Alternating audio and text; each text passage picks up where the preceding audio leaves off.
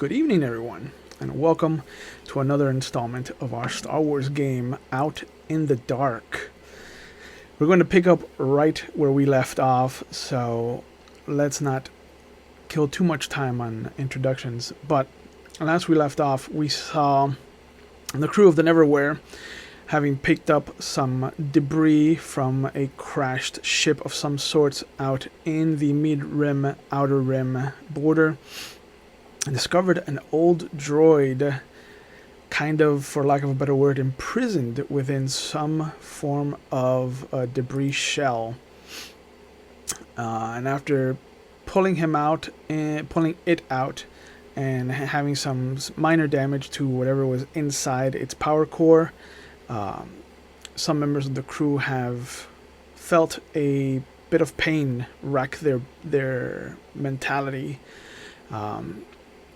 as a bit of a psychic scream emanated out from it. Flid and the captain went off to the mess hall.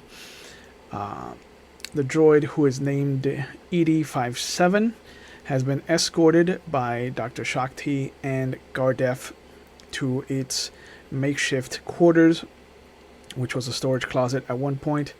And Silas and Yandro have stayed behind to kind of clear out the debris and see if there's anything of value left over. But where things got really interesting is right when they got to Edie's quarters. It became really insistent about being left alone and decided to push Dr. Shakti and Gardef out of its storage closet slash living quarters, which resulted in Xylus Shakti not taking it too lightly and grabbing a nearby stapler and threatening to assault ED57. And this is where we pick up today's session. Everyone, welcome back to the Neverwhere. Thank you for coming. Now, there is a metallic creature, humanoid, that has stepped back, brought one hand down towards its hip, its other hand is up defensively. Xylus, you have in your hand a kind of stapler that you're holding out threateningly. Gardef is at your side, also kind of, surveying the situation. How are you three going to handle this moving forward? I I tell you to take your hands off of me, or I'm obviously going to hit you. If you want to engage in combat, I would be more than glad to assist you. And then I go for my secret hip compartment. I reach into my pouch and I'm sure I have some sort of droid tool on me to jam into his circuit on his belly button. The one you told me about, I think, the last session. Overriding him. That's correct. So sure enough, you see the upper part of his right-hand side thigh opens up. A small cylindrical object slides out and into his hand. It looks like the same thing that he had in his hand when he was found. And as that whole motion kind of comes to fruition and he puts it into his hand and he brings it up, you jam your spanner, for lack of a better word, into his socket, and whereas a regular droid should have shut down, you notice that his movements do not stop. The problem here is that you are the one I've tolerated the most. Oof. Are we near the comm at all? How close is it to me? It's down the hall. Down the hall. Could I see it? Could I throw the stapler at it and then try to hit him in the back of the neck? Yeah, why not? Let's see what happens. So let's have you roll a thrown weapons.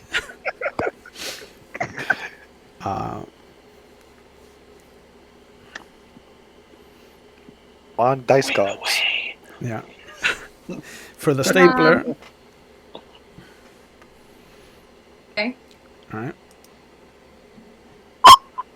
Yep. If you scroll down, never mind. Let's see what you got. 24, and you got a 6 on the wild die. So easily enough, you see the stapler go flying and just hit the comm panel in such a way to open a comm to the whole ship. If you wanna, We've got a situation. The droid. Oh, I can't say that. yeah. I just want to see if you wanted to backhand or if you wanted to open fist or how you're gonna try to hit him. Oh, got it. Can I use computer mod to shut off? You want to use what computer? Computer, my telecommunication. Oh. Yeah. Oh. Would you know what she is throwing at is the question. I mean, that is the question. I think based off of from when I connected to the system earlier, I would know where the comm links are. Yeah. Let's have you roll a perception check to see if you can do it proactively or if you have to do it reactively. Okay. An 11, and the only reason you got that high is because of your wild die. So you know that they let go of something down the hall, but it's not until you hear the comm units turn on and she gets the first word out that you can actually turn off the comm unit. Okay. So, but everywhere else on the ship, you do hear Dr. Xylus say, "We have," and then the comms go dark. I will run over to the comm and where I'm at. Okay. I'll look at Yando, and I'll just say, "Hey, did you hear that? What was she trying to get?" Yep. Edie? I have asked the both of you for privacy, and instead I have been assaulted in my abdomen. We have asked again.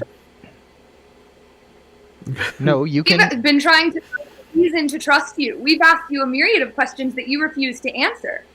All we're trying to do is have a conversation, and you assaulted us. You put your hands on us. I merely tried to assist you out of my cabins. I have paid for charter on this ship and would appreciate to be treated as the guest that I am.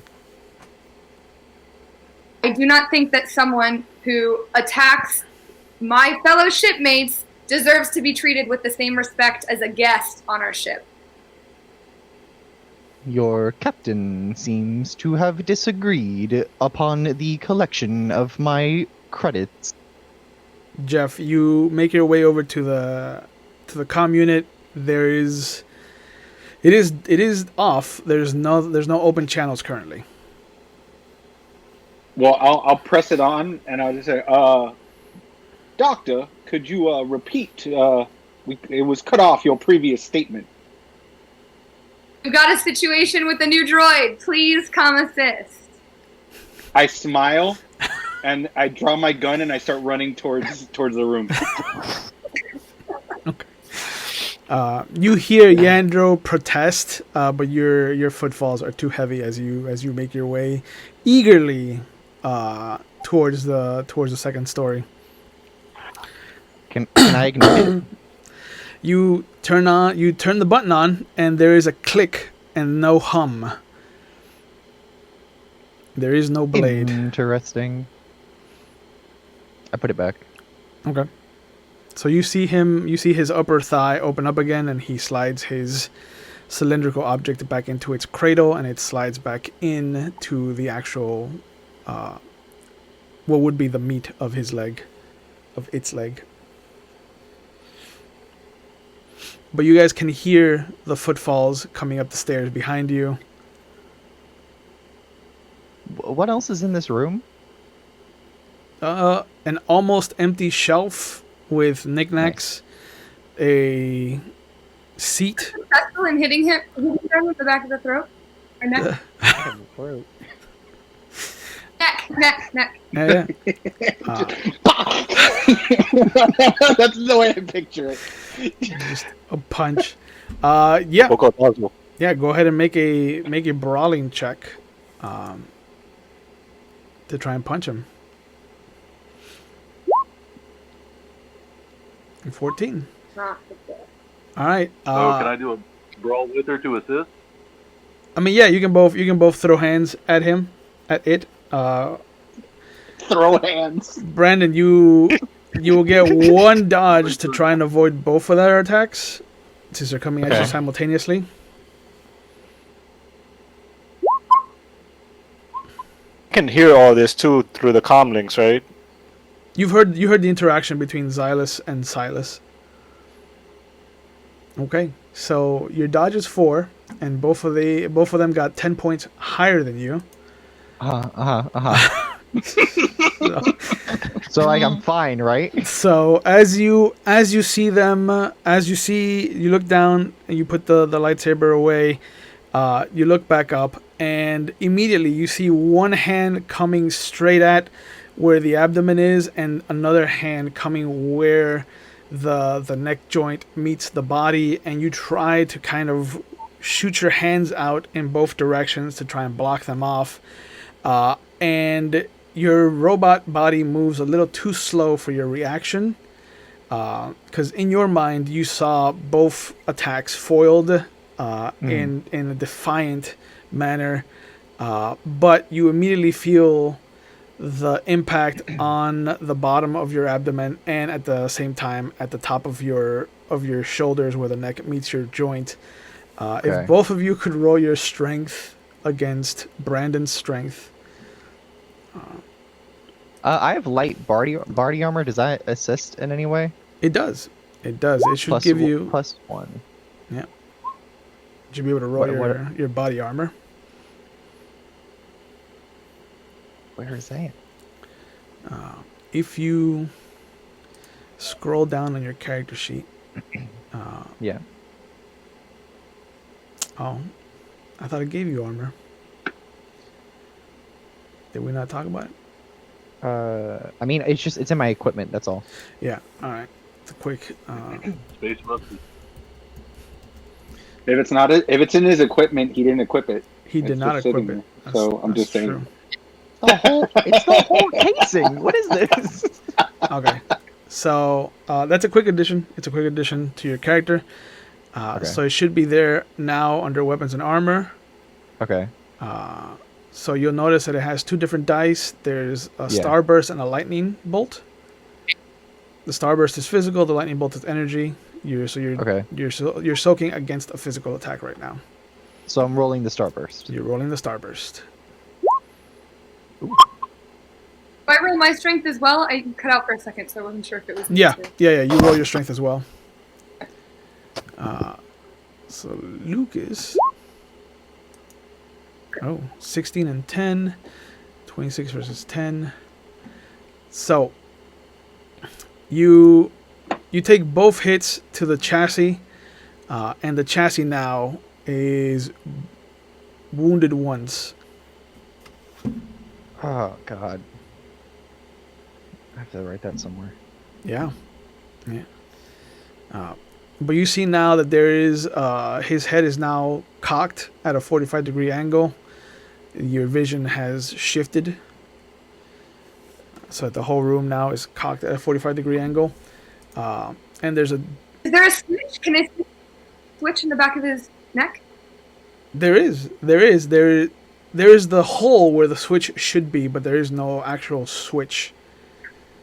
It looks like the switch was removed at some point in its life. Can I push him out with like not my hands the other way? You can sure try, but you can hear now. Are you? Silas is down the hallway. Yeah, well, we had a good run. I'm being attacked. So Are you gonna pelvic thrust him out? Like, Hell- you're like, hell not without my yeah. hands. So Flid, you see Silas come up the stairs and just run past you towards the back hallway where the room has been made available for ED57. Need backup. I yelled that Yeah. loud. I don't know if you heard me. Oh, yeah, I'm like, come along. I'm just running so fast. I'm like, yeah. I was hoping he would say no. Yeah. Yep. I grab my cleave. I grab a cleaver Oh. and a pot. Yes. And I slowly walk my way over there, hoping that when I get there, it's all done and over. Gotcha. You're Steven Seagal and Under Siege right now. You're the chef that murders everybody. He is. Comes in, turns the knife backwards, and he's just like, okay, He's just a cook. Yeah. He's just a cook. just a It's just cook. a cook. Yeah, the true secret of Flid Grilld comes out. But you see, Edie wants to try a different approach. So go ahead and roll your altar, and let's see what happens. Hey. Total of 9. Let's see. See what the rules say about what you're trying to do. Because I have a feeling that 9 is not enough for anything. You know, I would absolutely agree with you, but let's find out. But you did get a 6 on that wild dice, so let's take I have a look. feeling you're gonna do 9. I think it's gonna be like 9. Like 9-ish. Okay. So, under altar, one of the abilities you have is telekinesis. Yeah. Which is the ability to move objects with power of the force. Yep. So 9 lands you square in the vicinity of easy, which is for objects weighing 1 to 10 kilograms. Would What is a kilogram? Would Dr. 10 Shakti or Gordef Zor weigh anywhere between 1 and 10 kilograms? I'm going to give you the cheat code here now. So neither of them are at least at maximum 22 pounds? None of them are 22 pounds. Neither one of them. Not even combined, they're 22 pounds. Do the objects in the room at least move? Oh yeah, yeah. Like you All right, push then out, you we're push out your good. hands. You push out your hands in just this traditional manner that you've seen at the academy before, and you can see the shelf next to you that they grabbed the stapler from just kind of fly backwards towards the door, but neither one of them are moved. There is a reason they kept me in the library. Yep. The chair behind you has even moved towards you. Like everything else has kind of shifted towards the door except them. Except the Nice. very ones you wanted to move. Fucking poggers. I don't know what that means. If you would have just answered our questions about why you are trying to attack us and harm us, then this wouldn't be happening. Yeah. It's that easy. Yeah. Conversation has been eliminated. You have both assaulted me. So Silas, you get there as you hear a heavy kind of shelf go sound like it's being knocked over, and you hear this exchange. I hear him say that. Yep. I pop in the door and shoot him.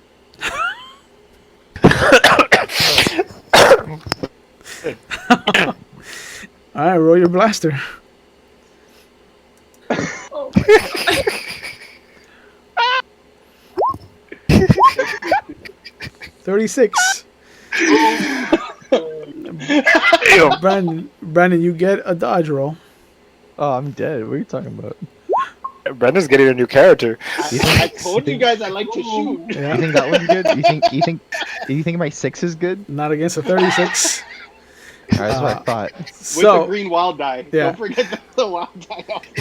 So sure enough, Jeff, you see, without even looking, you kind of turn the corner, and instinctively you know where they should be. And sure enough, you fire this blaster, and there's the whole room lights up red for a moment, and there's a gaping hole where a human's heart would be, and just the black kind of circular scorch marks of the blaster. And sure enough, you see the droid kind of stumble back and then fall onto its butt. And I just say, would you like to say that again, sir? Yeah. Wow. And I aim at your head. The droid body now is wounded twice. Brandon. Okay. Yeah, I'm just gonna stop the ship. If that's possible. Sure. Sure. Yeah. Make Let's give your it a shot. yeah. Why not? We're here. Yeah. Yeah, we're here. This has happened. Make a computer programming repair roll.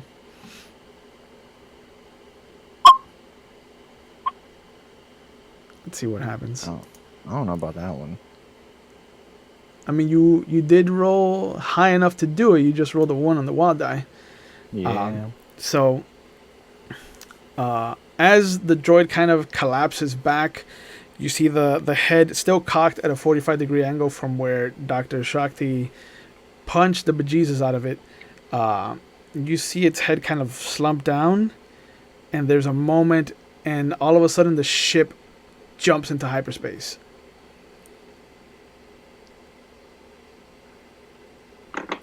So he's incapacitated at this point. Like I see his head slumped down. His head is slumped down, and he looks like he is incapacitated. I'm still pointing at him. I'm like, Goddess, doctor, are you all right? I heard the call, and You hear clearly this. You hear the comms come to life, and the captain's like, which one of you's in the cockpit, and why are we jumping? I look at everybody. I run to the comms. Or I tell you when you guys run to the comms while I'm pointing the gun at him. I'm like, this is a situation. We need to figure out what is happening. Post haste. All right, I say I'm working on it. I pull out any tools and examine carefully, very carefully, the husk of each shell. All right. While still giving Silas clear line of sight. Okay. Best I can. So Yeah, I'll shift with you. I'll shift with him. If I see that he's blocking it, I'll come in the room and like shift myself so that I'm covering him at all times. is Barnaby with you? Yeah, because he didn't leave my side, so he probably would have run with me. Okay. Then the answer to your question, Brandon, is yes. But you notice that one of them has moved over and is about to open the paneling to your core. Yeah, I wanna get the I wanna see if I can get the little guy to block them. Okay. Make another computer programming repair. Dare you? It wouldn't be droid? Correct. Yeah, droid programming. It's just computer programming repair if you want to use your telecommunication skill to do it. Okay, so I'll use computer then. Okay. Okay. Oh, yeah, easily enough. You see Barnaby twitch suddenly, and then he rushes over and stands between Gardef and the droid ED-57. Barnaby, what are you doing? But you also notice that the ship has dropped out of hyperspace.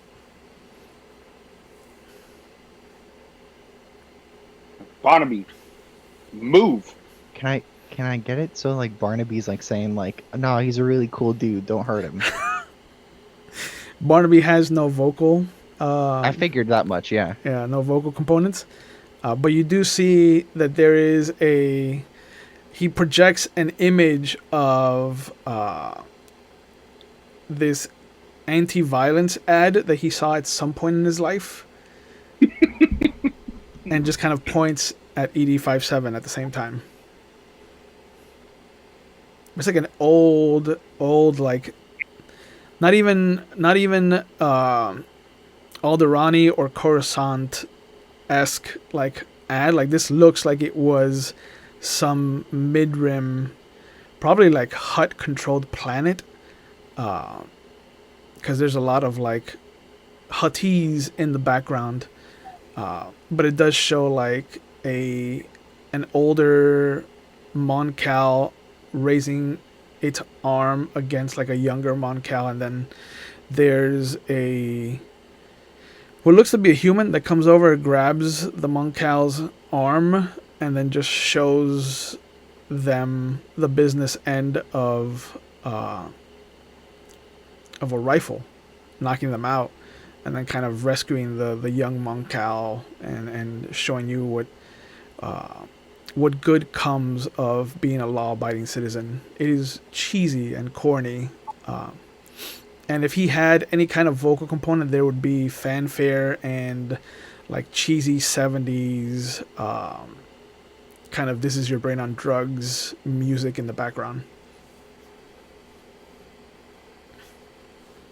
I'll with Barnaby in the way, I'll lower the blaster, Yep. but I still have it in my hand. I would like it if Barnaby was to try and escort them out of the room. Okay.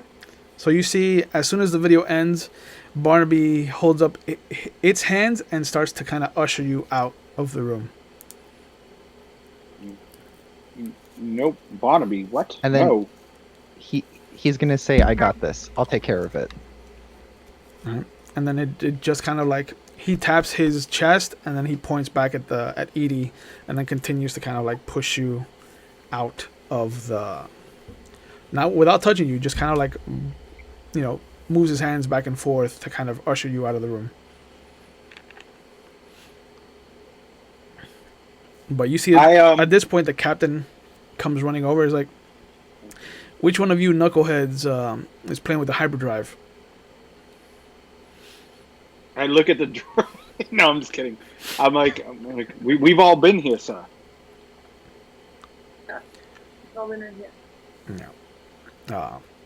Well, that's when everyone looks over at the captain, I Yeah. just kind of reach down and gently just boop Barnaby's nose, so he shuts down. closes down and resets. Yep. And I look over at Silas and say, "I apologize. Under normal circumstances." I look at you and I goes, "That's exactly what I was gonna do." Boop I the would have robot. gotten away with it too. With the 3 middling kids. Mm-hmm. But yeah, Barnaby's not even Great expecting it. I don't think Edie is expecting it either. So as everybody's kind of like focused on the captain and what he's saying, it is easy enough to just kind of like boop, and sure enough, there's like a little shake, and then it just collapses down into its compact mode and just shut down. You are, I go back to and see for what- the first time, Brandon, you are violently ejected from a sentience that you have kind of taken control of. Don't like that. Don't like that. Yeah. Every time it's always been like you leaving, or you ending it on your terms, and this feels cold. And you can sense, I look at the. you can I sense look at that the the doctor. coldness Oh. isn't just coming from the droid; it's coming from without as well. But what were you gonna say to the doctor? No, I was gonna look at the doctor. I'm like, "You can proceed with your questioning now." And I just look back at him.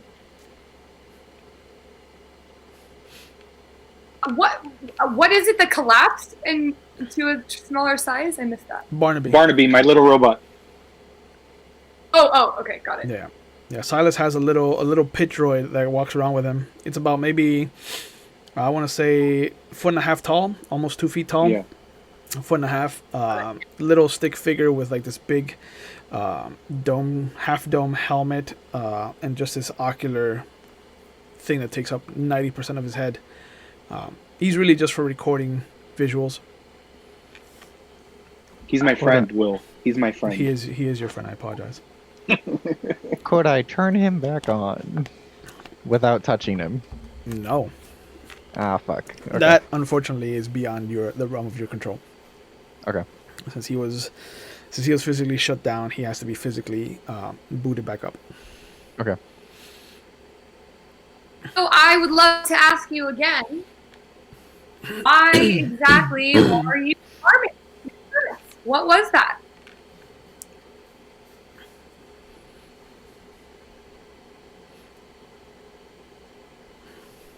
As long as my head is slumped down, I'm plain dead. All right, then. I look at the I'm captain. gonna I go, take the corpse. "Oh, go ahead, Lucas." Sorry. No, I was just saying, I'm going to go take the corpse apart. Figure out what makes this guy tick. Okay. Yep. I'll So- help. So again, you see, one of them is attempting to get close to open your core. Or not, or we do not touch the Jedi's body. Is that what you said? That word makes well, I would kindly ask that you all remove that from your memory banks. you're a space wizard? I stand up, Okay. if I can. I mean, you would have to push Gardef aside. He's on top of you. Pardon me, small man. Watch your language. Just take a step to the side. Okay. So he steps aside and lets you stand up. I intended to not have all of you involved in this private matter, but it seems as though the group I am now with likes to indulge themselves in other species' business. Don't be a nosy. My name is ED57. I am, when I scrolling to my notes, hold on. I am Padawan to Knight Jethrak Kiln, who is apparently, most likely, deceased. Katie, when he says kiln, it rings a bell for you. Was my the Jedi that I knew. The Jedi that you knew was Orlak Kiln. Right. Last name. Yep.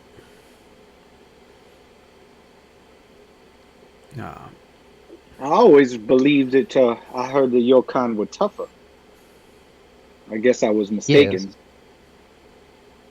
Well, there was a reason that they kept me in the library. You say I would like library an or apology. library? I said brary. It's the accent. You can leave. Okay. Just making sure.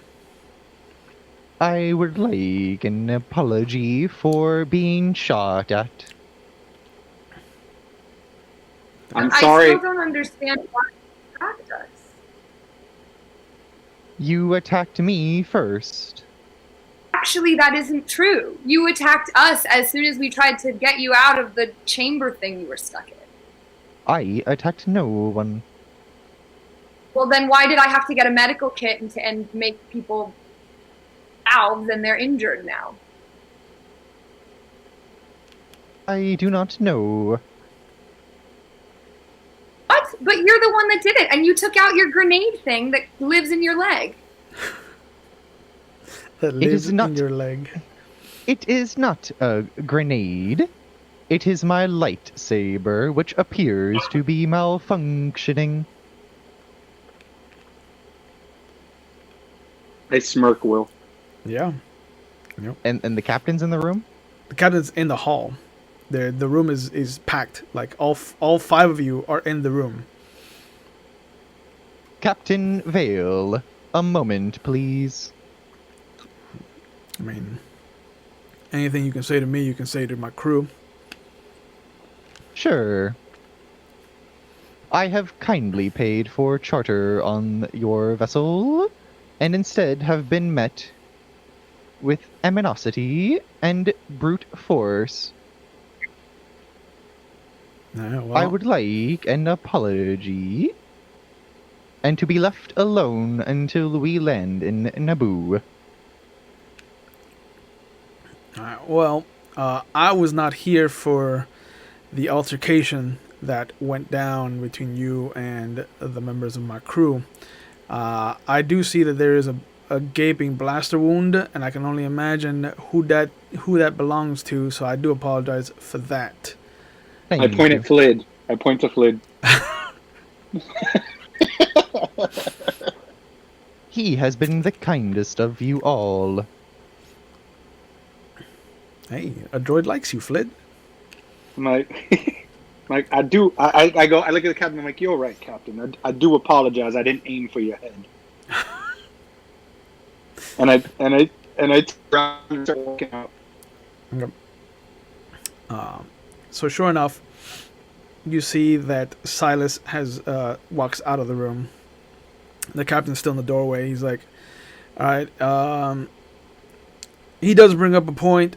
He did pay for charter, so I guess if he doesn't want to say anything, he doesn't have to say anything.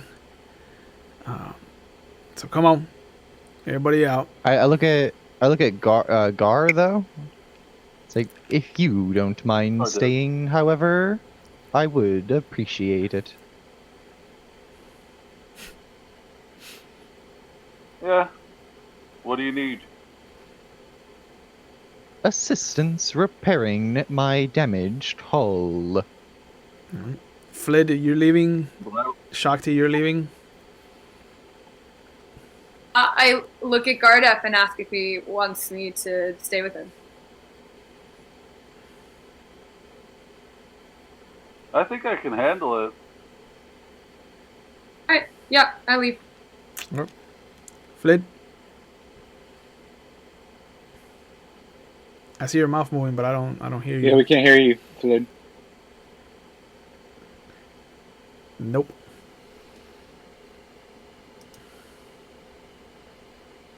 You Uh-oh, we lost him. did you mute yourself? Doesn't look muted. Yeah. By now? There you go. There we go. Man, I came up here for nothing. I'm gonna go back to the kitchen and cook. Okay. Anybody hungry? You hear him from the I hall. I could eat. Yeah.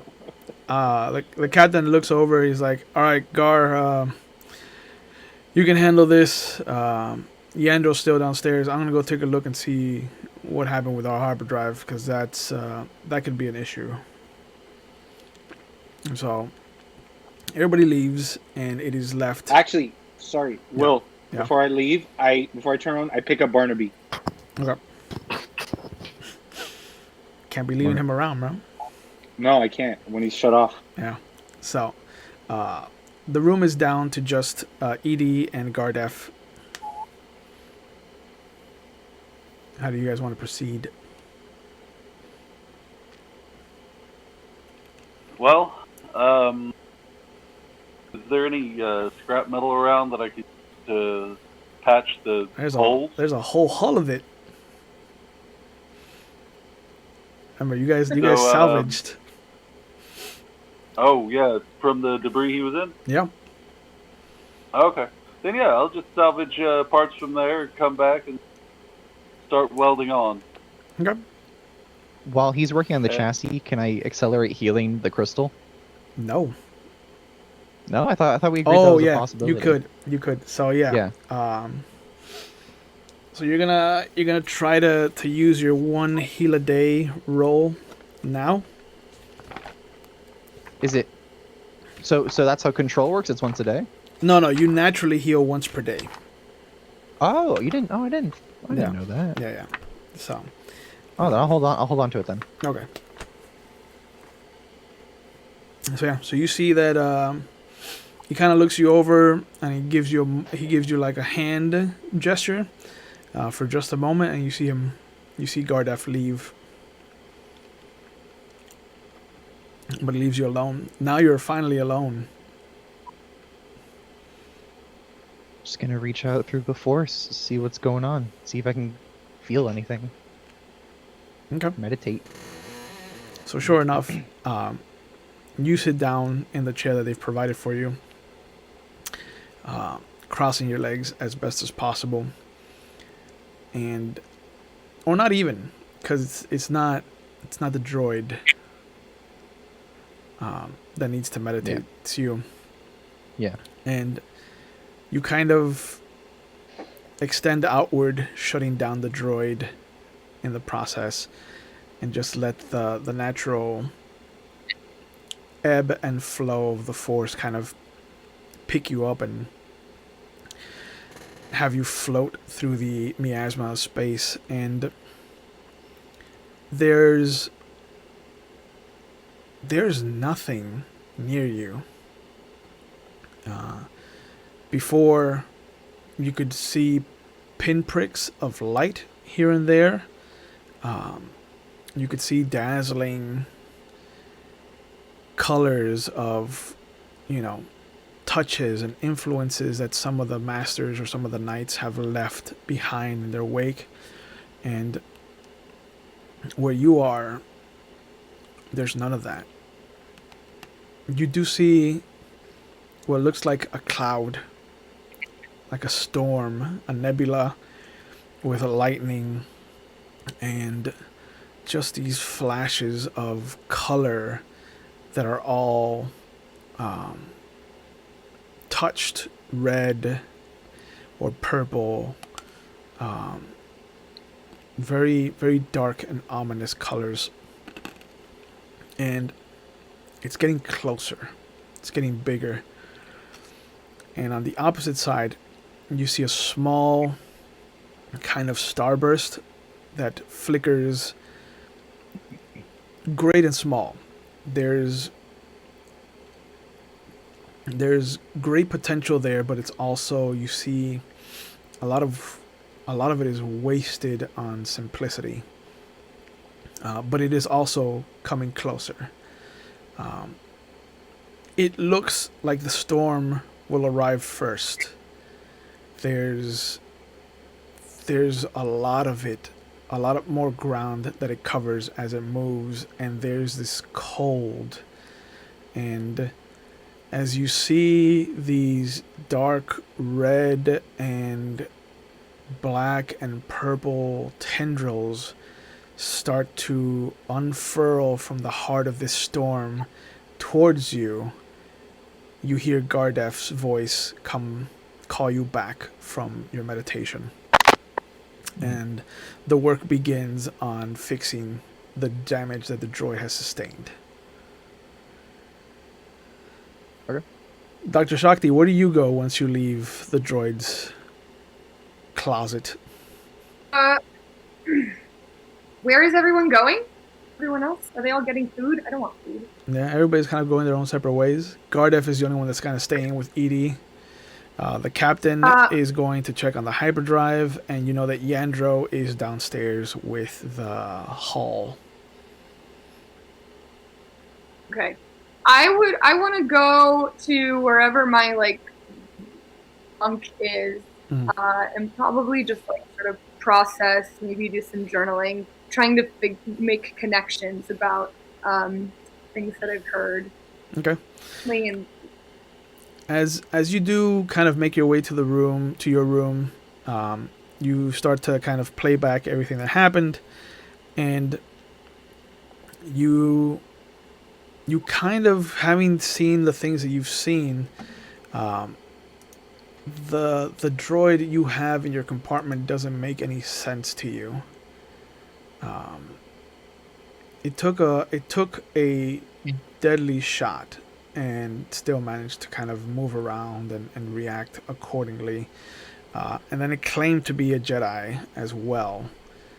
Do you want to try rolling a droid programming roll, or kind of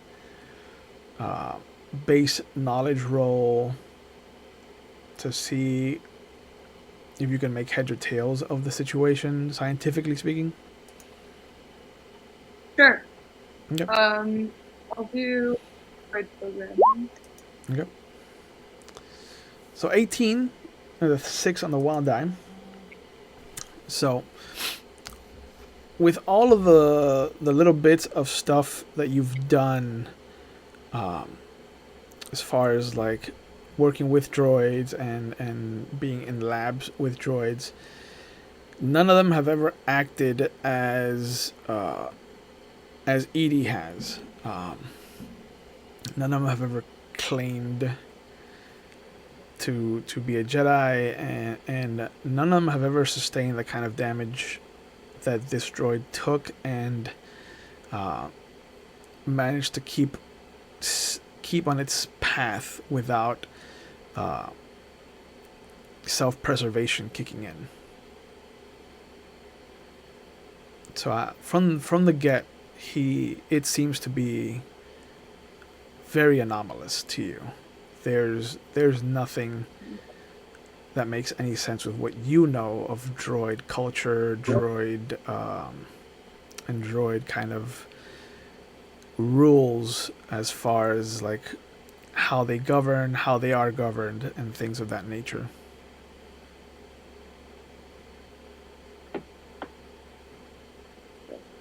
Do I know of any creatures or different species that can like inhabit droids or can animate them? I don't know. There's a question. Like an avatar or something? Try to make an alien species roll, and let's see what you can come up with.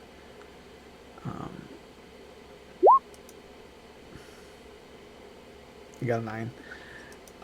There is nothing that has crossed your desk as far as something that can live in symbiosis with a droid, or can take a droid, hijack a droid, or exist in a droid. But you've also kind of led a very singular existence as far as alien species is concerned. There's not a wide berth of information that has kind of trickled down to you. There are hundreds on millions of species that exist in the galaxy. It's a possibility, but it's so unique that you imagine something like this should have definitely had more paperwork, some kind of studies on it. They just might not have made it into your hands. And as you sit there thinking about it and kind of going through your own notes, you see Silas walk past your door as he goes towards his bunk.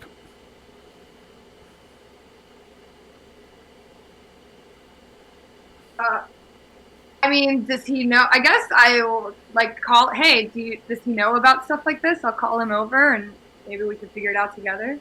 Okay. So I don't know. Silas, as you're walking to your bunk, I assume after the whole altercation, because that's where your tools are for dealing with Barnaby. You hear Dr. Shakti kind of call you into their room. Okay. I backtrack and I'm like, yes, doctor, what can I do for you?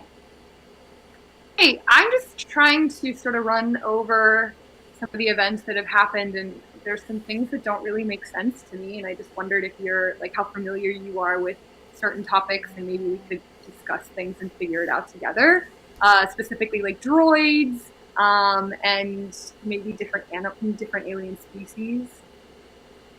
I'm not particular to alien species. I've because of Barnaby, I've dabbled in droids, but I'm no expert. However, I do know a little bit about Jedi. Okay. Well, I don't know. I'm just like thinking, and I tell him theory about maybe this droid could be like controlled by something else, or even have a species living inside of it, something like that. I will tell you this, Doctor. that shot, that's not meant for somebody to live. It did knock him down, Yeah. but he was still just as annoying and frustrating as he was when we got him out of that hunk of metal. Yeah. I was pretty shocked about that as well. Next time, I'll just aim for the head. That's what I learned from Thanos. Yeah. My uncle Thanos. No, I'm just, but I say, I tell you this: the captain did mention potentially taking him to see that to reach out to the Jedi to see if there was any interest in finding him and seeing somebody of his reputation, I guess you would say, because of how old he is. So I'm wondering if that's where we're still going to be heading, considering whatever happened with the hyperdrive. But I'm going to be sleeping with one eye open because I don't trust.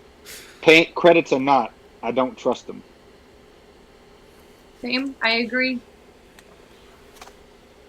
So, Wow. but if y'all need anything again, by all means, contact me immediately. Yeah. Immediately.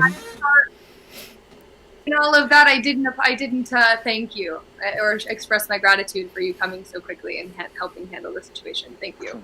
You and Gaw have become basically family to me. So, in the time you've been on the ship, so I don't take kindly to people assaulting my crew. And I agree, and I appreciate it. I just nod and I give the and I just start walking out and I go head towards my bunk. Yep.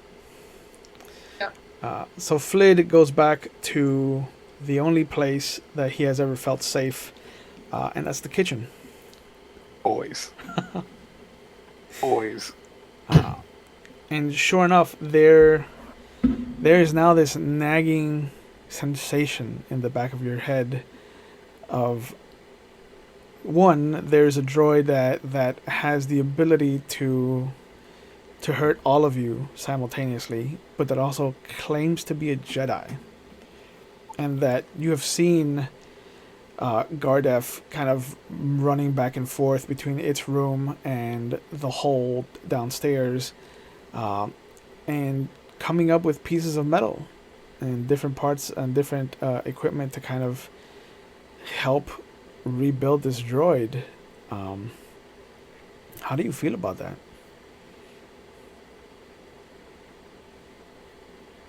Gardef doing? Why is the captain letting him stay on our ship? This needs a little bit more salt.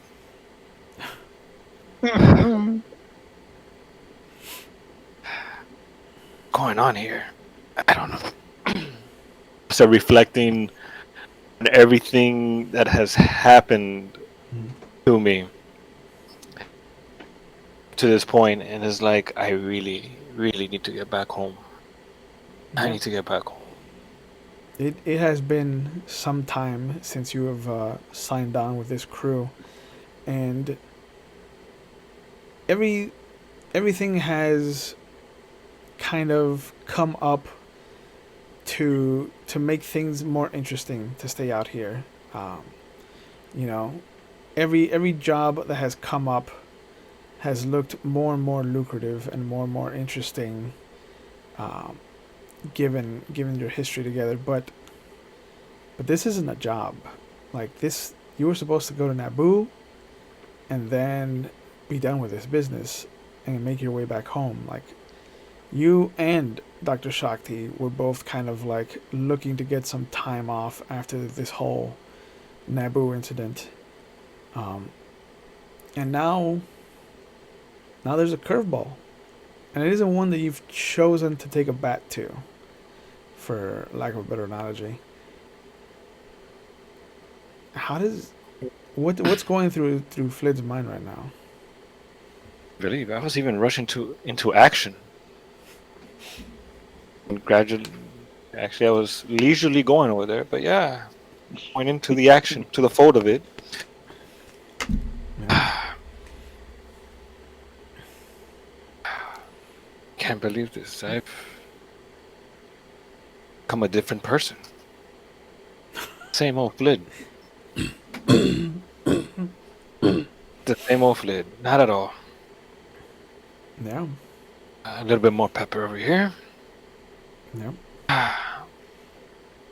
What are you cooking? Cooking a nice little salad.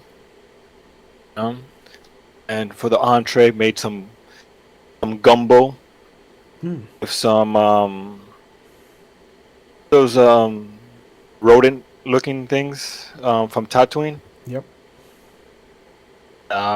Some stew gumbo for with hot peppers. Um, and for dessert, let's go very Cuban over here.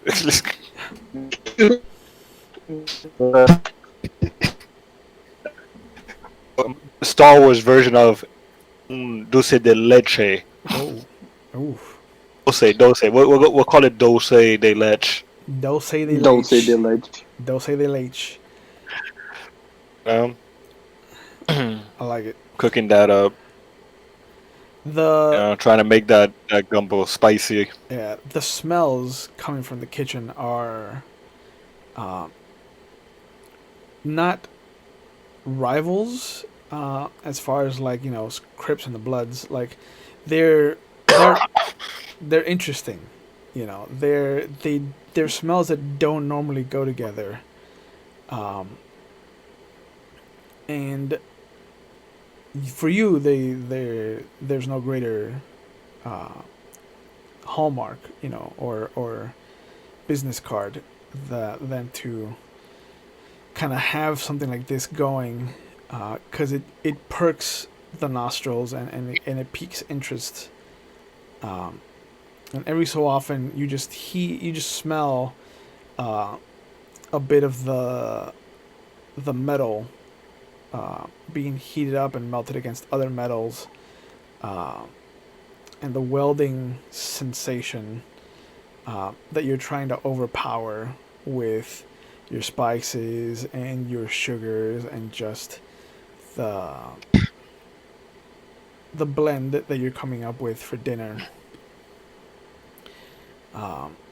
And as everybody's kind of trying to figure out what's going on, what's happened, there is this noise, like a low rumble that permeates the ship suddenly. And there's a moment where everyone feels this kind of coldness wash over them. Like if you've just splashed cold water on your face. Katie, you and Brandon feel it much more acutely. It is a coldness that permeates down to the bone. And for a moment, everybody kind of stops what they're doing as this shiver runs down the back of your spine like somebody walking over your grave. And then there is a loud, for lack of a better word, a horn that just kind of sounds like it's trying to blast through 4 or 5 walls with just the power of sound alone. And it rocks the ship for a moment. And the comms suddenly come to life. And you hear this ominous, very robotic voice come over the loudspeakers. You have something we want. Give it to us. And you hear the captain take over the comms, and he's just, if I could have everybody either to the bridge or to the communal area, yeah, let's all meet up at the communal area because you all have to see this. And you can hear him running down from the cockpit. Do all of you gather? Yeah. Yeah. I go. Lucas, I take you're about 75% done with fixing the droid body. Edie, you're now up to wounded one. Okay. Okay. If he were to By the leave, way, could I finish it? Yeah, if you're not gonna I'm go. gonna help. Yeah, that's not my problem. No, if it's my welder, I'm taking it with me. That would put a damper in your ability to heal yourself. Guess whose problem it is now? You can trust me. Don't you have an emergency to take care of? I will watch your welder. Yeah, nobody's stealing my welder. You will come be with right. Yeah, and he takes the welder. Like, yeah, you can watch it as I walk out the room with it. You see it? You see it? Bye. Follow him out the damn room. Alright. Flid was already in the communal area because the kitchen's right there. And as the captain and Yandro come in, you see, and everybody else kind of gathers. You see him flick a button, and there's the sound of metal sliding along tracks, and you can see part of the ceilings just start to shift and open up to this beautiful view of the stars in whatever quadrant of space you are right now. And as it opens up, you start to see what looks to be this collection of ships. They're small, kind of like refurbished starfighters that have been repurposed for some other business other than protecting the galaxy or causing havoc. There's no weapons visible, but you notice that they're all kind of attached in some way, shape, or form to one another. There's 6 of them in total, and there's this lattice work of metal that stretches from one to another in this vibrant kind of diamond shape. And it almost seems to pulsate like they're veins. And you see the captain kind of point up at it, and he's like, anyone have any idea what that is? Because I'm lost. This is above my pay grade. Looks like a diamond, Captain. Thanks, Flip. That's exactly what I was looking for. You get the prize. With my knowledge in starfighter repair, have I seen anything like this?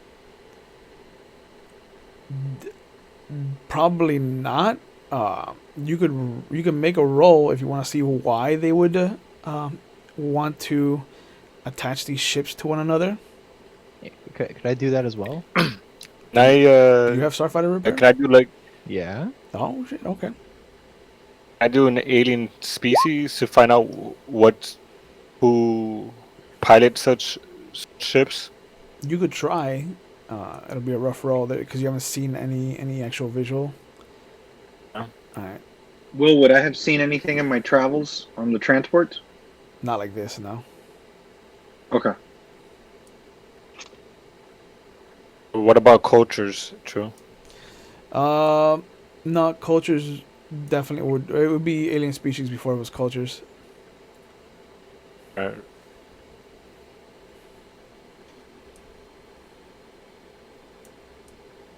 Technical difficulty. That's all right. We'll probably see like 18 rolls in a row. Mm-hmm. Probably by the time they all get there. So I'll just take the first one that comes up. You rolling 8 alien species? Yes, you are. 6. Yeah, there's no aliens that you know of that would willingly put starfighters like this together. Brandon, with your role, there's no logical sense to adhering starfighters to themselves. They each have their own repulsor lift. They each have their own engines. So, Oh, I heard it. I heard it. And it's only the one time. Look at you, 12. Same thing. There's no engineering that makes sense for what they've done to these ships.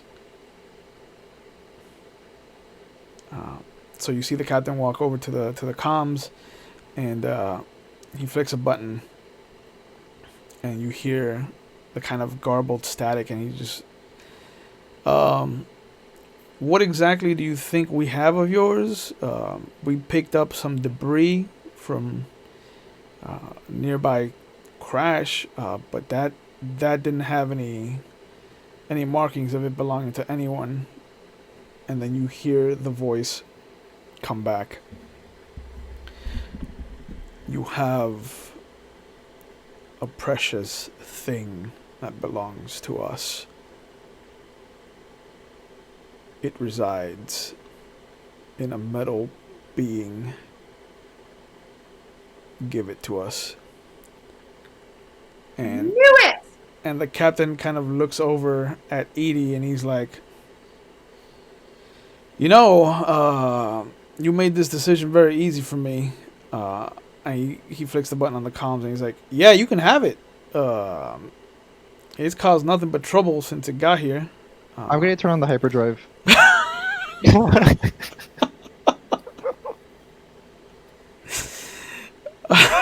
Make your roll. Lord have mercy. Oh my god. A lot of mercy.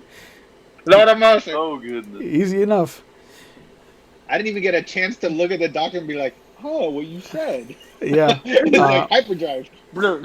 Yeah, so you see everyone except P7 or P3. What the fuck is what's his name? Petey? P3. Yeah, Pete.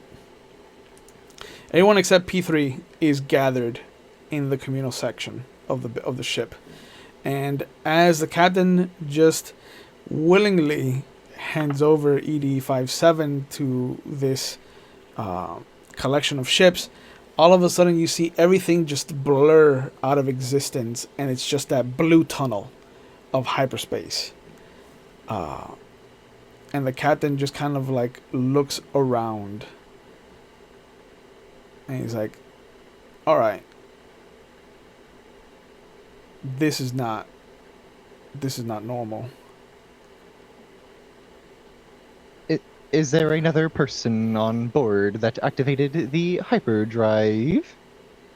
Then Have I not nothing been had- introduced to everyone? And you see the captain run off towards the engines. It's been normal since he's while been we're here. pairing- What you say? Flid said that it hasn't been normal since he's been here. Would you And I'm Will- pointing at Edie. I have a question, Will. Do robots, given that they're droids and robots, can I still try to figure out if they're lying? You still can, yes. Okay. Droids can't lie. Certain species can. Right. So Would that be con? Just a droid. No. I think it would be more investigation than anything else. I don't think there's an easy kind of like your lying skill.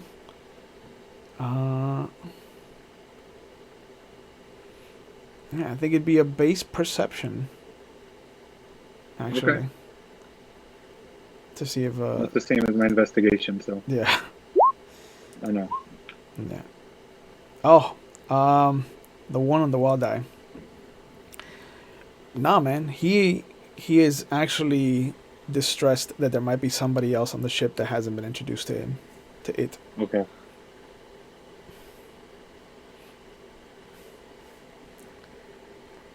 Through the course of patching him back up, I was probably able to see inside his chassis. So what was I? What did I see? Make a perception check to see if it gave you enough of a chance to see inside of it. Sure as hell wouldn't have tried. And Brandon, make a dodge roll to try and Oh, shit. make it harder for him. Oh, you got lucky. So lucky. You got so Oh lucky. wow. Uh, Wow. Yeah. Every My time. one. Yeah. Dodge. Every Can time. I say that if he dodged, my welds would not be very good. Oh, they're not. They're not at all. Fall apart. They're not fantastic at all. They're makeshift at best. This is why you're 75% done, because he keeps moving. Every time that you try to kind of get a peek at him, he moves in such a way to make it very difficult for you. But sure enough, you feel the ship suddenly drop out of hyperspace. And the captain yells up, "All right, I've turned it off, so all we have left is backup. So if this goes again, it shouldn't take us too far from where we were at. One of you get to the ship and see how far off course we are." And you see Yandro. "I'll go." And he just makes his way over to the cockpit, and you just see under his breath, he's just like, "We're never gonna get through that debris." But the five of you are in the communal area, looking up at a new set of stars.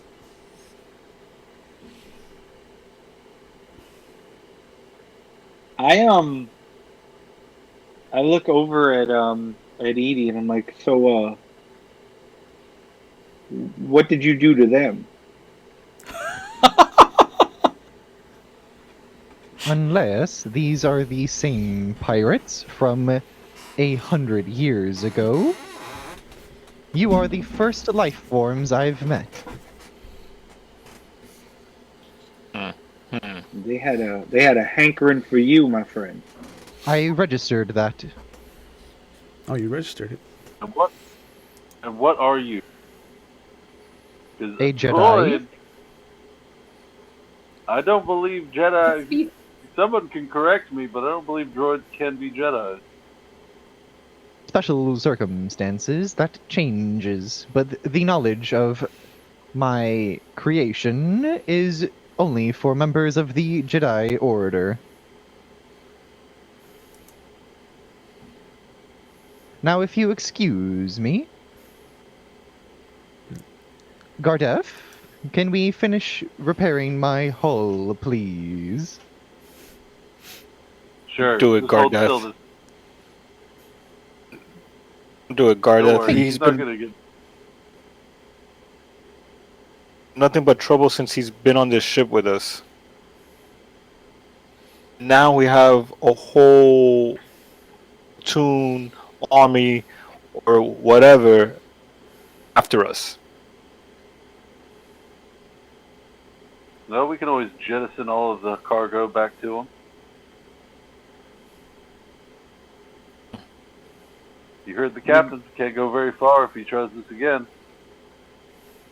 The concern is, how far have we gone to this point?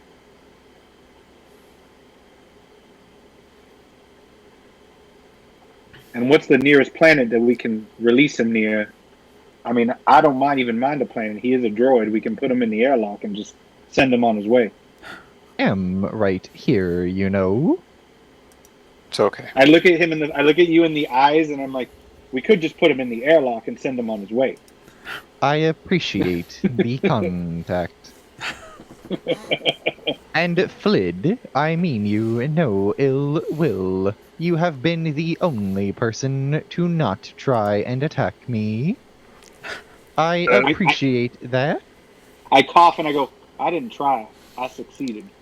I'm well aware of that, yet here I still stand. So you must not be that good of a shot. I draw my Oh. gun and I shoot him in the head.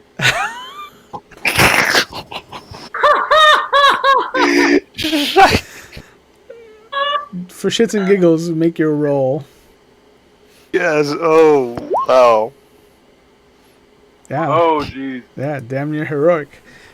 Sure enough, given the close proximity of how small the communal area is, it's not a gun shootout at like the OK Corral, but it is damn near impressive. The speed at which it finishes its statement, and without missing a beat, the hand just swings upward, the blaster already in the center of the hand, and then the shot goes off, kind of illuminating the whole room in red. And there is a gaping hole in the droid head now. Do you stay standing? Yeah? Okay. Just gonna have And I his just work cut kind out of for him. turn to him.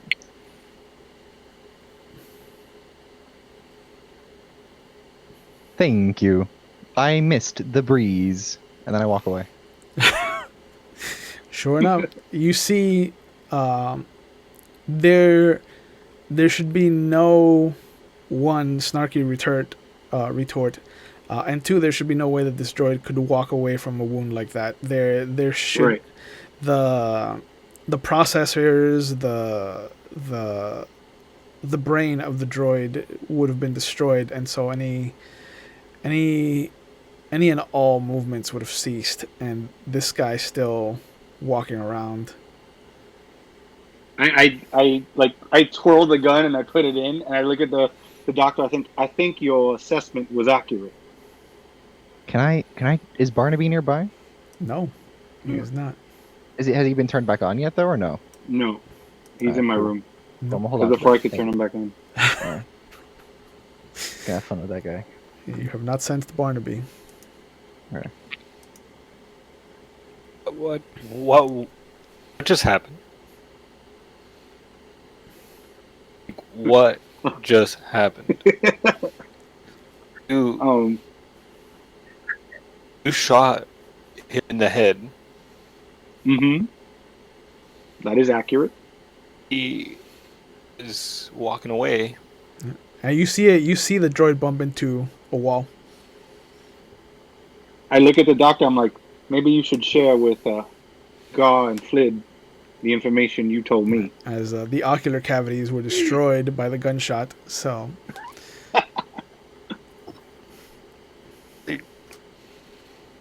Yeah, I'll just give a quick little rundown of some of the things that I've noted, and I suspect that there's like a species that is living inside of the droid or animating the droid in some way. Mm. It's not just a droid. There's more to them than there seems to be. Oh man, what could you hear this, I do? An alien species check? Edie, because you're still trying to figure out how to get out of this room.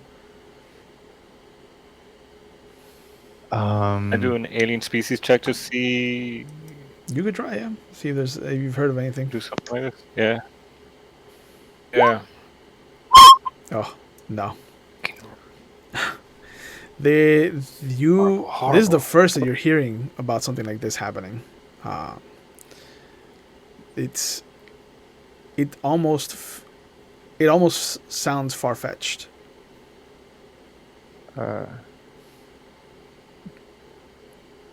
But sure enough, Don't in be the background, ridiculous. in the background, you just hear, "Don't be ridiculous," as this droid who has a hole in its head is feeling out its surroundings to try and figure out how to get back to its room. Gardef, can I please have some assistance? Yeah, but I don't know how many spare eyes I have left.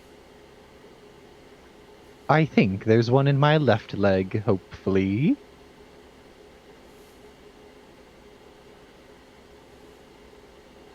Well, at least Silas is going to be entertained with shooting you, me bringing you back, I'm shooting you, some smart-ass comments. Sounds fun. Thanks for taking care of my target dummy over there, Garth. I got you boys entertained. Uh, And I'm like, I look at Flid. I'm like, did you finish that space leche?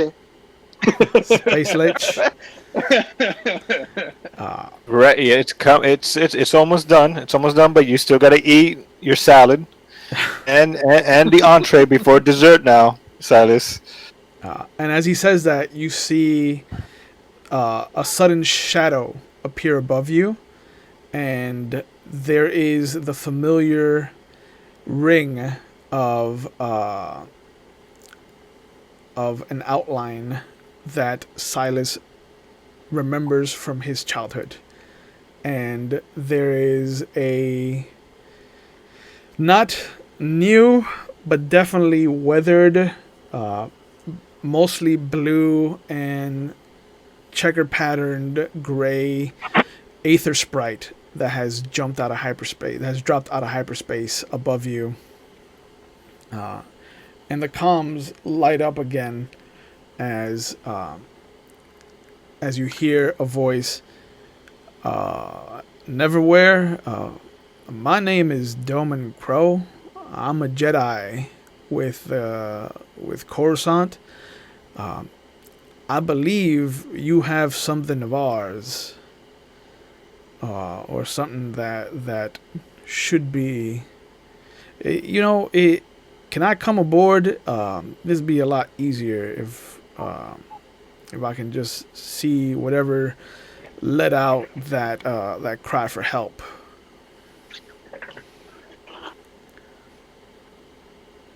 How the hell do people keep finding us? We do hear a lot of crazy sonic sounds. Unexpected guests.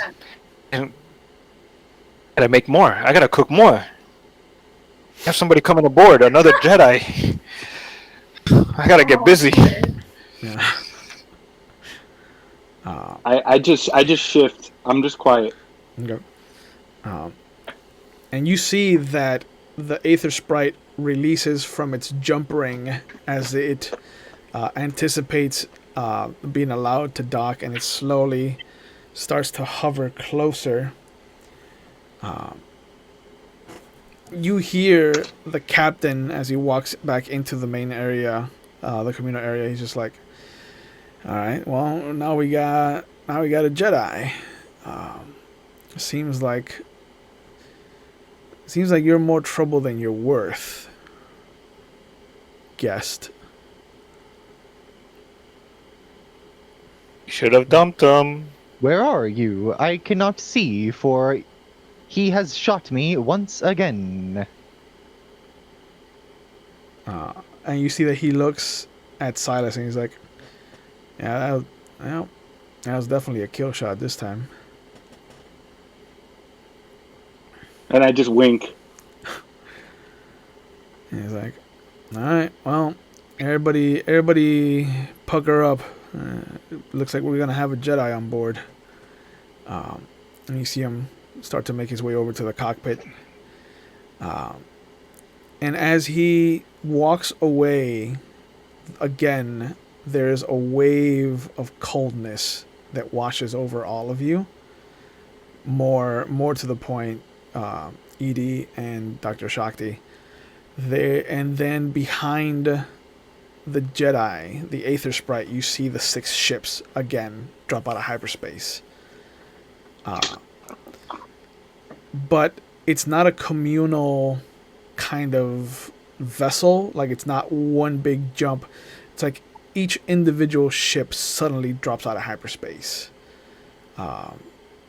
And there's no natural connection of the tendrils that kind of metal that warp from one ship to the other. But as they drop out of hyperspace, you see them kind of just drop in the position that they should be in, with these tendrils kind of coming out of each other. And again, they form that kind of skewed diamond shape. And as they drop out of hyperspace, you see the Aether Sprite fire up its engines and shoot off away from the window. And you just hear Yandro, I think we're going to need somebody on the turrets. And as he says that, you see all 6 ships start opening fire on the ship.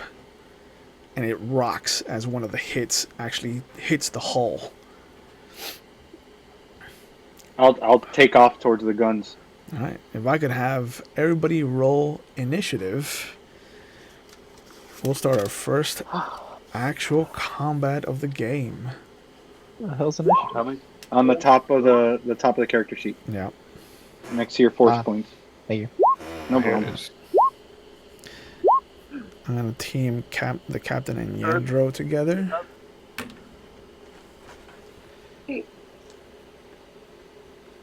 What happened?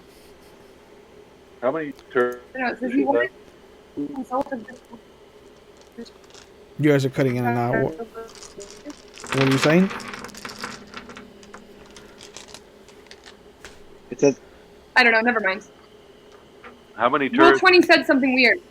I think I got the same thing. You wanted to send the result of this roll to the turn tracker, but no valid token was selected. Yeah. You can just roll.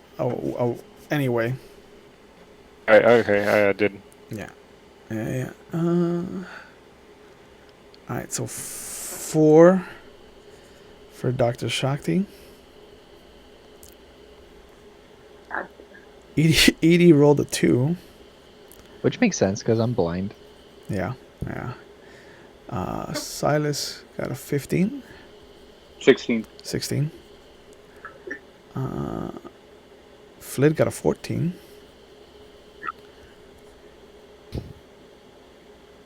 Lucas, is that 7 your initiative? Yeah. Oh, 3 first. 3. Yeah. Gardef got a 3. And out of the captain and Yandro. Captain rolled better.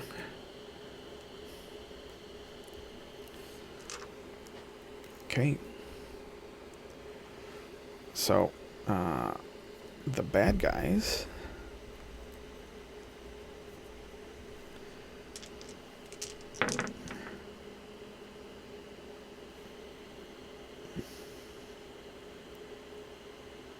Uh, 16. And 10. All right. So, the way combat works in West End is we go from lowest to highest, declaring what you want to do for the round. And then if anybody has a higher initiative than somebody else and you hear something that you don't agree with or that you want to shift, if you rolled higher, you can interrupt somebody's turn. You just go now on that new initiative. So, like for example, if Edie declares that he runs to the turret, but Silas, who rolled a 16, wants to cut him off, he can. He just replaces his initiative now with a lower number than Edie's to show that he goes before him. That he declares before him, rather. And then we handle the rest of the initiative track, rather. So the lowest one is, in fact, Edie.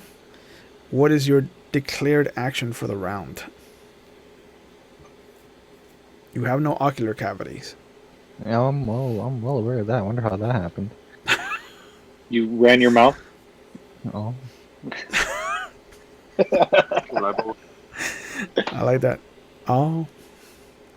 I don't know. Can I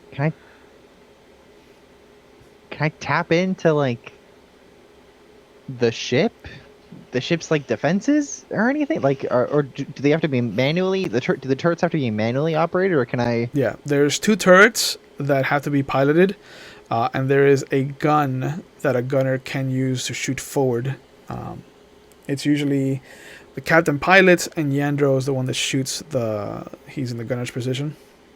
So I can't. Fuck. Okay. So I can't like tap in to the ship and use the guns. Technically, no. Okay. You could. You just be fighting Yandro for control of when he shoots. Okay. You can play with the shields. You can jump into hyperdrive. You've got the backup. It's just Oh yeah. you know Yeah. Why don't I just do that old card trick again? that old chestnut. It's worked so well before. Yeah. All right. So you're gonna jump to hyperdrive.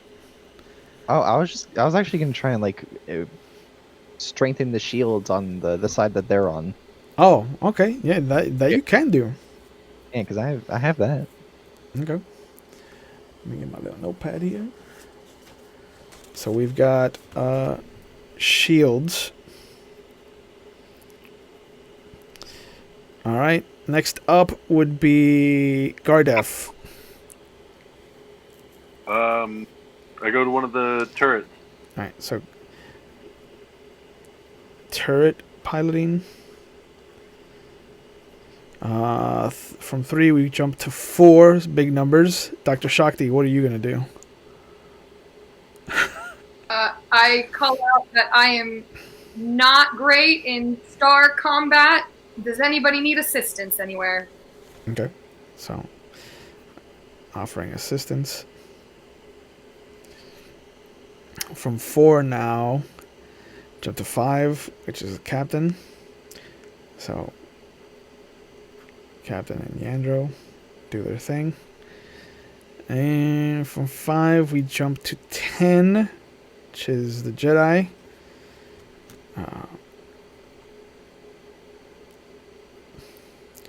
From 10 we jump to 14, that's Flid. What is Flid gonna do for the round? I'm gonna head towards the navigation console. Yep.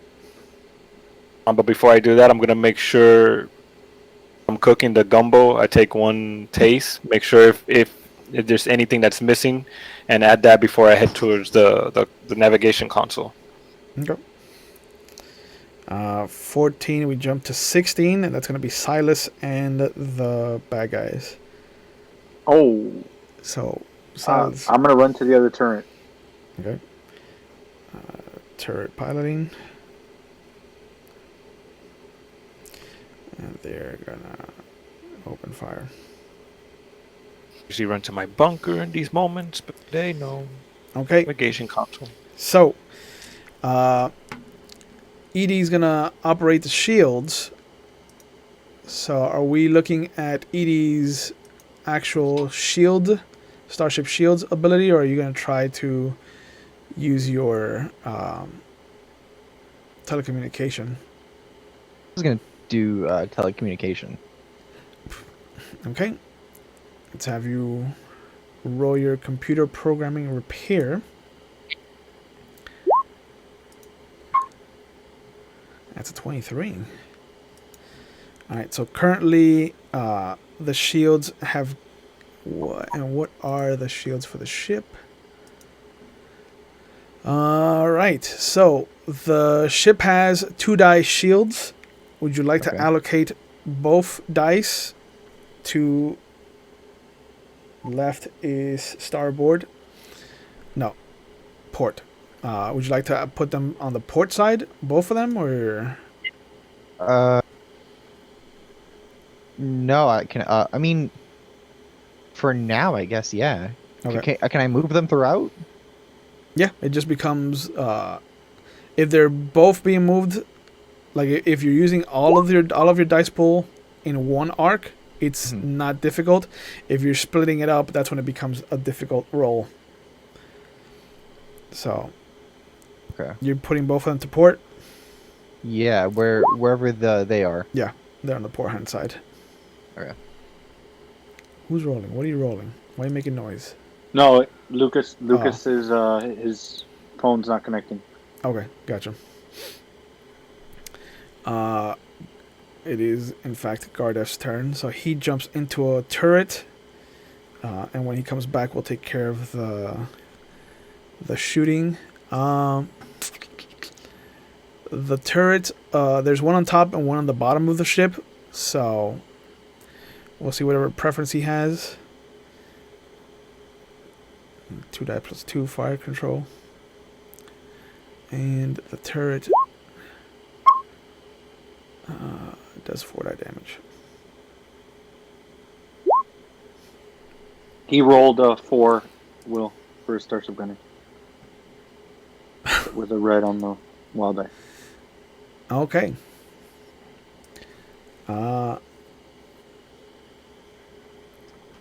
Let's see if this helps him. 11, 13, 17. Alright, we'll see what happens to him.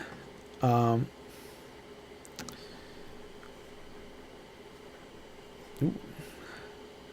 jump back to this. While he comes back. Assistance. No one has asked for anything. So, Dr. Shakti is currently just watching everything play out. Captain Yandro. Hey, go team! Woo! Yeah. Got it. Yeah. There he is. Lucas is Hey, back. there you go. So, let's see. I'll do that as the wall die for his piloting. No, it's terrible. Oh, good. I'm glad to hear that the captain's piloting went terrible. Yep. You know, that old chestnut. That only matters if the bad guys roll higher, because then the ship gets hit. Oh, my dice suck today. Good.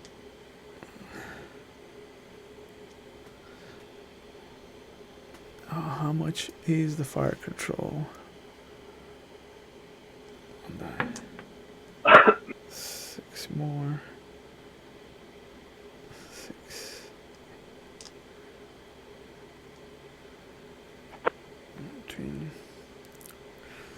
Okay. So that gives us Captain Yandro. The Jedi maneuvers out of the field of vision of the window. Flid, the gumbo could use a little paprika, but otherwise it is on point. You even turn down the heat a little bit just to let it simmer, and you make your way over to the nav console. What do you want to do there? I want to see if I can map out a course or a safe exit. Ooh, you looking for any planet in particular, or just away from here? Away from here. Too Okay. much commotion right now. That's too much for Flid to handle. Plus, he's got that gumbo cooking, so come on. Right. And obviously, are you looking for somewhere that you've been, or somewhere safer than here? Somewhere safer than here. Okay, so you're I gonna. could possibly. I know where I'm at, more or less. No, My astrogation sense or anything. you are nowhere you've been before. With all the jumping that's been happening, like you don't know where you are. All right. So it would be a regular astrogation check for you. Okay. Here we go. Oh my gosh, these rolls suck tonight.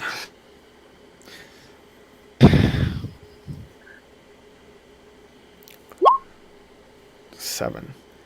All right. You start looking through the star charts. You're looking for somewhere to jump to that seems safe. You've jumped into an area that is borderline hut space.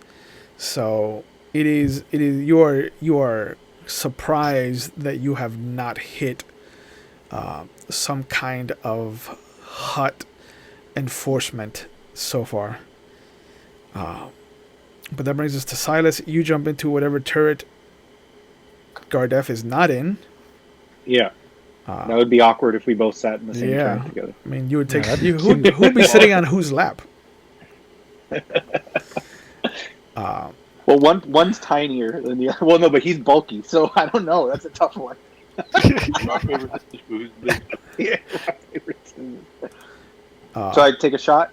Yes. So, you're shooting with the turrets.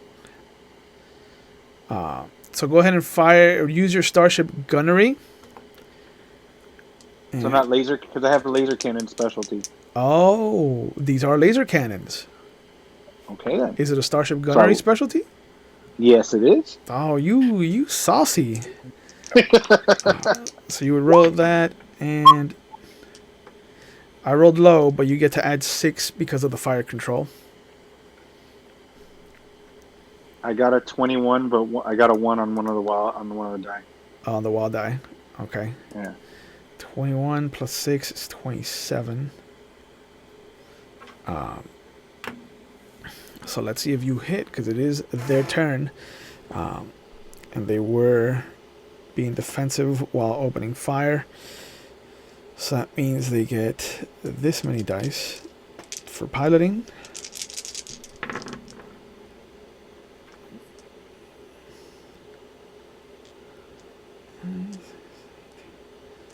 So they only got 21 for defensive maneuvers. So 27 hits. 22 also hits. So Gardef, you both hit. Nobody else did anything. Oh, Yandro missed. But your 21, your one on the wild die also means that you've overheated the gun. So the next round you have to spend it cooling them down. So for one round you will not be able to shoot. Now, did they get to hit is the question. And now with that roll. Not today. Yeah, no. 19 against the captain's 22 is not enough. So you've managed to stave off their assault. And you've put some damage on them. So that means that you do 4 dice of Starfighter scale damage. For Lucas, 12 and 7 is 19 damage there. And for Jeff, 7, 11 damage. Not great.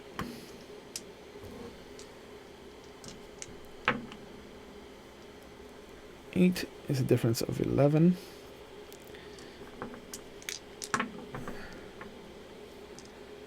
And 9 is a difference of 2. So you both hit 2 different starfighters in this chain, for lack of a better term, of this diamond shape. And you see the one that Gardef hits is just almost incapable of flying on its own. The one that Silas hits it took some damage. Like you can see that the hull is scorched where you got hit. Well,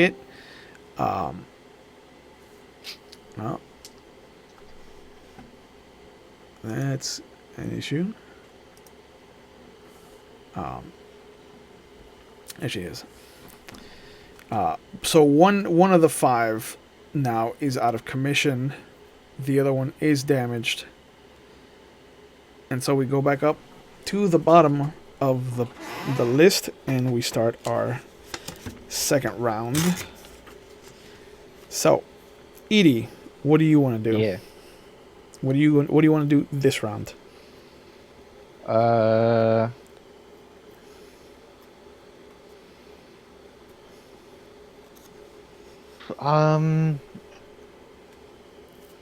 don't know. I might as well just like keep holding the shields. Okay. Can I speak out for because Xylus is asking who they can help, right? Yeah. Yeah. They are near you. Can But you attempt will to they put help you? eyes? Oh no. Can you attempt to put eyes in my head? Okay. So you want eyes. Yeah. I'm holding the shields and just speaking, can someone put eyes in my head? Okay. Gardef, you are after him. What do you want to do with your turn? Do I have to wait for my turret to cool down or not? No, no, no. You managed to shoot fine. Okay. I'll shoot him. I'll shoot again. Actually, no. You rolled. You didn't hit. My mistake. I apologize. I thought that you rolled higher than that. Yeah, both you and Silas have overheated your guns. So you will have to wait it out. I thought you rolled higher than that. What was I looking at? I don't know. There's a lot of numbers. uh, brings us to Dr. Shakti. What do you want to do with your round? I will go over and help ED, but I want to. Can I like make an announcement that this is my apology? This is what counts as my apology. Completely, yeah. Cool. All right, so you're gonna try to put eyes in Edie.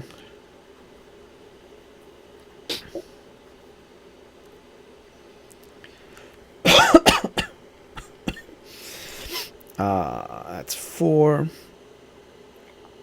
5 is Yandro and the captain.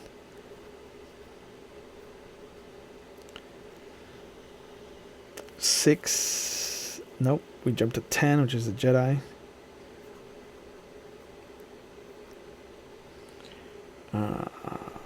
From 10, we go to 14, which is Flid.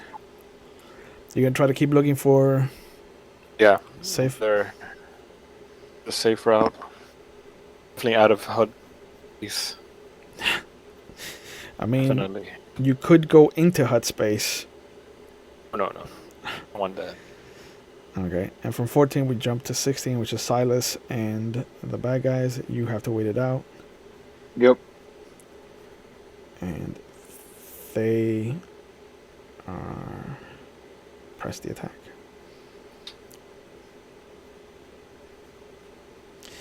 Okay, so Edie proclaims that he needs help from Dr. Shakti to put eyes in its head.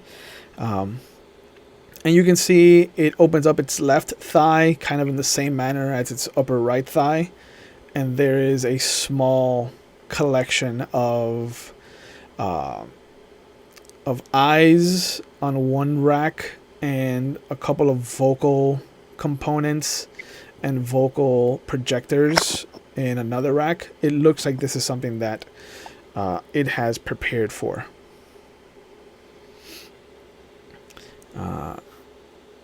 Gardef waits out cooling the guns.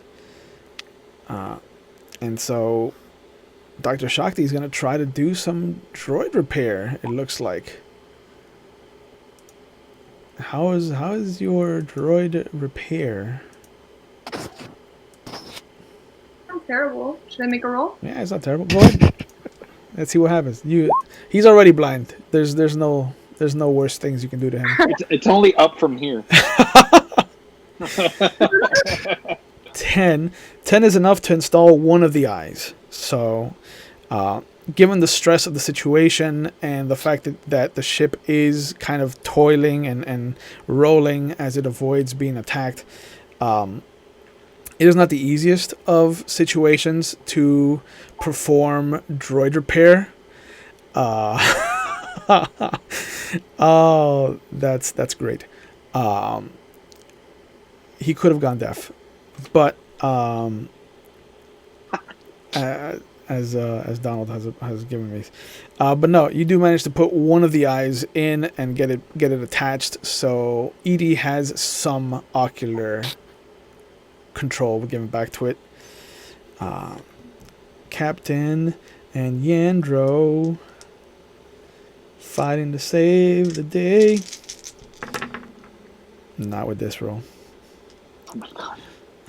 That's twice that you've been like, oh, that roll. Yeah, no. I mean, I can add more dice to it because I'm not adding the ship's maneuverability. But if it comes to that, it comes to that. So, they're not terrible rolls. They're just not great rolls. Oh, but Yandro got a 6 on his well die. Yeah, boy.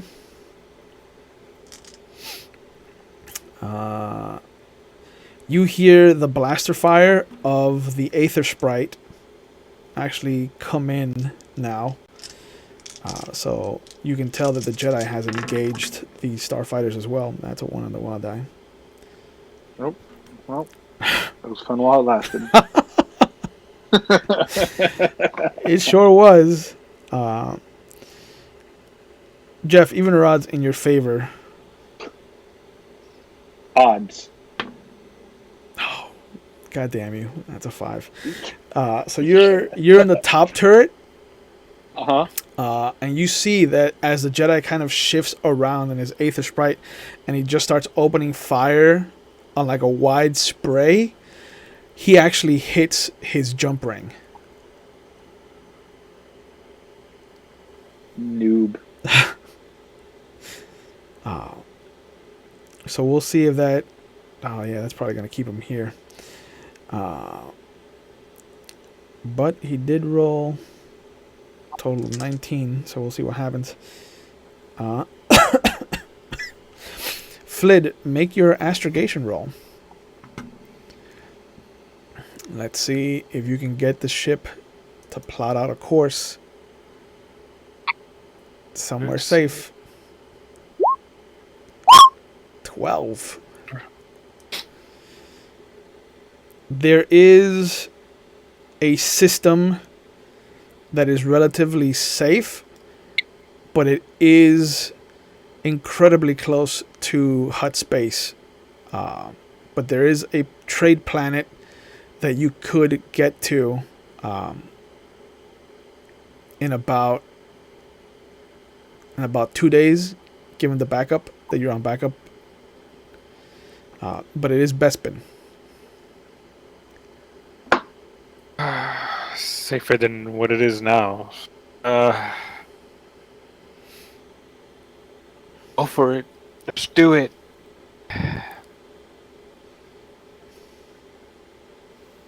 Up to you if you want to plug them in. Hey, plug it in. Okay. Silas has to wait it out as the guns cool off. Mm-hmm. But you do see that the diamond shape. You're not sure if it's your eyes playing tricks on you or if it's just the stress of seeing this Jedi in action. And I use action loosely because he shot the hell out of his own jump ring. But it looks like the diamond shifts, which you know is incredibly unheard of. That it's metal. Everything is metallic on the chassis, on the actual unit. They also rolled a 1 on the wall die, so it doesn't fucking matter how great I describe the situation. But they do kind of shift, and it becomes just this firing line of blaster fire that eats at the shields and the hull of the ship. They definitely beat the captain's roll. And his maneuverability is not going to do anything to suppress that.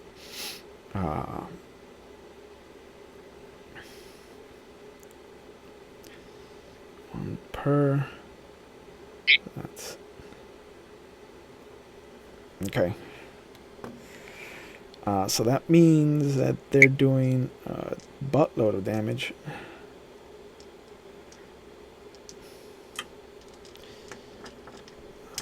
Everybody else got to manage to do their thing. So it's just this.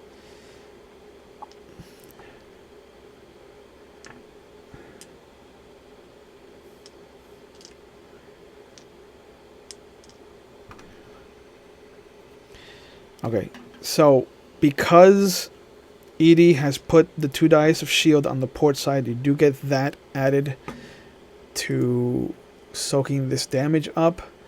The hull on the Neverwhere is 4 dice.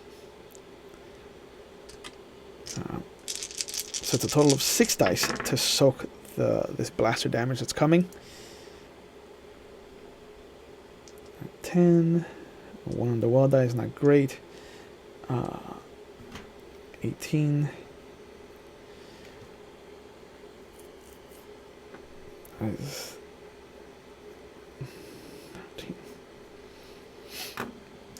The damage that this group of ships has done to the Neverwhere is extensive.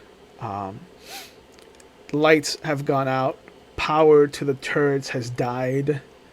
The shields have been completely blown out, and life support is barely hanging on. And at the last possible moment, you hear the engines just churn out the last bit of energy that the ship has, and the ship jumps to hyperspace.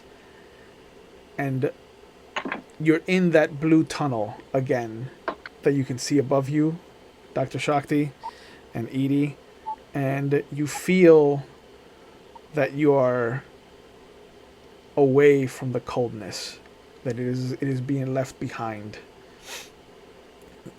But now there is this looming dread about what's coming. And with the ship on its veritable last legs, you don't know, any of you don't know if this ship is going to make this jump. And this is where we will pick up the next session. I'd like to thank everyone for joining us. And because there are no real holidays next week, we will see you on our normal day of Friday. I look forward to it. Please be safe. Keep yourselves safe. Wear a mask. And we hope you had a great holiday. And we will see you in the new year. Because Friday is the 1st of January. So 2020 will be behind us. And it will be so much closer to a new age. So be safe, good night, and we will see you next week.